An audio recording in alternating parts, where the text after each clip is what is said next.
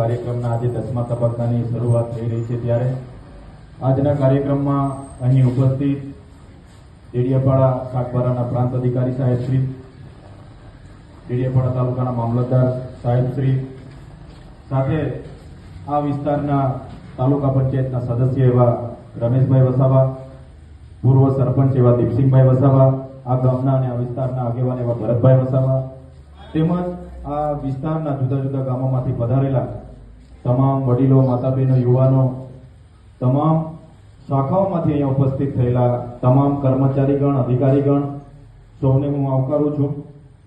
આજના આ કાર્યક્રમમાં આ વિસ્તારની 6 જેટલી ગ્રામ પંચાયતોના ગામોને આવરી લેવામાં આવ્યા છે. આ 10મા તબક્કામાં 3 વખત સેવા સેતુના કાર્યક્રમો છે. આવતા મહિનામાં પણ 3 કાર્યક્રમો છે. એમાં અમારી નવા ગામના આજુબાજુની પંચાયતો આવે છે. ત્યારે જે રીતના આગળ આપણા નાયબ મામલતદાર શ્રી અને મામલતદાર શ્રી સાહેબે કીધું કે ડગલે ને પગલે જ્યારે પણ નાની મોટી યોજનાઓનો લાભ આપણે જ્યારે લેવાનો હોય છે, બાળકોની શિષ્યવૃત્તિની વાત હોય, ખેડૂત સહાયની વાત હોય, પશુપાલન સહાયની વાત હોય, કોઈ પણ પ્રકારનો ખેતીવાડીનો લાભ લેવાનો હશે, બાગાયતનો લેવાનો હશે, પશુપાલનનો લેવાનો હશે કે રેવન્યુ વિભાગનો લેવાનો હશે, તો અનેકવિધ ડોક્યુમેન્ટની જરૂર પડતી હોય છે. એટલા જ માટે હાલના તબક્કે પૂરજોશમાં આધાર કાર્ડ અપડેટની કામગીરી ચાલી રહી છે, રેશન કાર્ડ અપડેટની કામગીરી ચાલી રહી છે, વિભાજનની કામગીરી ચાલી રહી છે, કેવાયસીની કામગીરી ચાલી રહી છે. ત્યારે મિત્રો આજના તબક્કે ટૂંકમાં આપણે કહીએ તો આપણે દાતરડીથી લઈને ટ્રેક્ટર સુધીની યોજનાઓ છે. સરકાર શ્રી અનેક આવા કાર્યક્રમો થકી વધુ ને વધુ લાભાર્થીઓ લાભ લે એવા પ્રયાસો કરે છે. ત્યારે આપણી બધાની પણ નૈતિક જવાબદારી છે કે જે હોદ્દા પર આપણે છે, કર્મચારીઓ હોય કે પદાધિકારીઓ હોય, વધુ ને વધુ લોકો સુધી આપણે કઈ રીતના પહોંચીએ, છેવાડાના માનવી સુધી, છેવાડાના ઘર સુધી લાભ કઈ રીતના પહોંચે, એ બધા આપણે પ્રયાસ કરવાના છે. મિત્રો, તમે તો બધા સારી રીતે જાણતા હશો, ખેતીવાડીની તમામ પ્રકારની યોજનાઓ છે. તમે વાહતુક માટેનો ટેમ્પો જોઈએ એ પણ સબસિડીમાં મળે છે. તમને ખેડૂતને મોબાઈલ ફોન જોઈએ, સ્માર્ટફોનની પણ યોજના છે, મલ્ચિંગની યોજના છે, ડ્રીપની યોજના છે, બોર મોટરની યોજના છે, જમીન લેવલિંગ કરવા માટેની એ 7/12ની જમીન હોય તો એના માટેની પણ યોજના છે. તમારે સનતની જમીન છે તો કંટુર બંડિંગ, ટેરેસ બંડિંગ જેવી યોજના છે. 7/12માં સનતમાં તમે ખેતીવાડીમાં બોરવેલમાં તમે સિંચાઈની સુવિધા માંગો તો સોલારની યોજના છે. અનેક પ્રકારની યોજનાઓ છે. પશુપાલનની વાત કરો, દૂધાળા પશુની યોજનાઓ છે, બકરા પાલનની યોજનાઓ છે, મરઘા પાલનની યોજનાઓ છે. એવી જ રીતના તમે જોઈ લો, બાગાયતની વાત કરીએ, બાગાયતી પાકોની અનેક યોજનાઓ છે, મલ્ચિંગની યોજના, ડ્રીપની યોજના.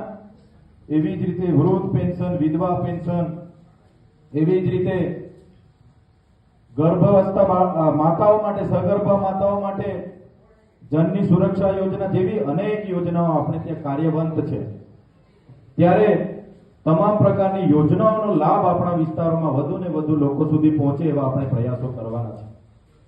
તમે બધા આમાંથી ઘણા લોકોને ખબર નહીં હશે, અનેક વાર જ્યારે આ વિસ્તારમાં કોઈ બનાવ બને છે ત્યારે અમારા પર પણ ઘણા લોકો માર્ગદર્શન લેતા હોય છે. જ્યારે આવા ચોમાસામાં કોઈ ખેડૂત વીજળીથી મરણ પામે છે, કોઈ નદીમાં તણાઈ જાય છે, કોઈને સપ ડંખ મારે છે, કોઈ ખેતરમાં કામ કરતા ઝાડ પડીને મરી જાય છે, એના માટે પણ ખેતીવાડીમાં ખેડૂત અકસ્માત વીમા યોજના છે. એના માટે ખેડૂતે ક્યારે વીમા માટે પ્રીમિયમ હપ્તા ભરવાના રહેતા નથી, પણ ખેડૂતનું 7/12માં નામ છે.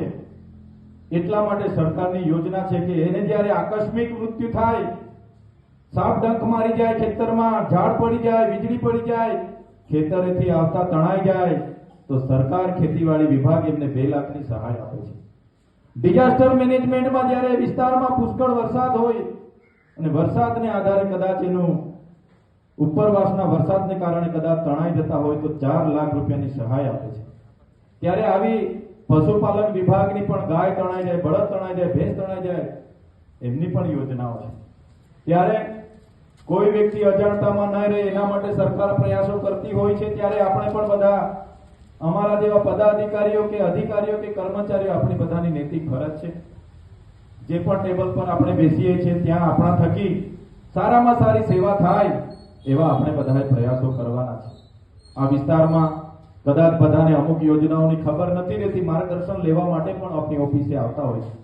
એટલે આ વિસ્તાર એવો છે, આપણે બધા જેટલી કામ કરીશું એનું પુણ્ય આપણને મળશે.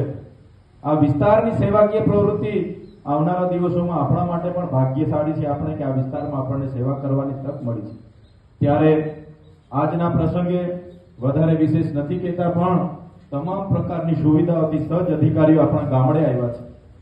ત્યારે જે પણ લાભાર્થીઓ જે પણ સુધારા વધારા અપડેટ કે જે પણ કરાવવાના છે બધા અહીં કરાવીને જશો એવી બધાને વિનંતી પણ કરું છું.